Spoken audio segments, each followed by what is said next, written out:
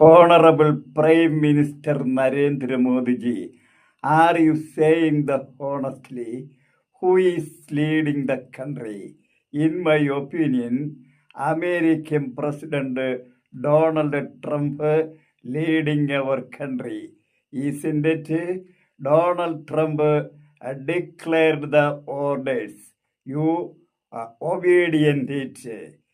That is why at last Donald Trump orders issue. You don't buy the crude oil from Russia, but you agree with him, Mr. Narendra Modi ji. Very shameless attitude. This attitude is a very shameless. I am request you don't humiliate and harassment in front of the world.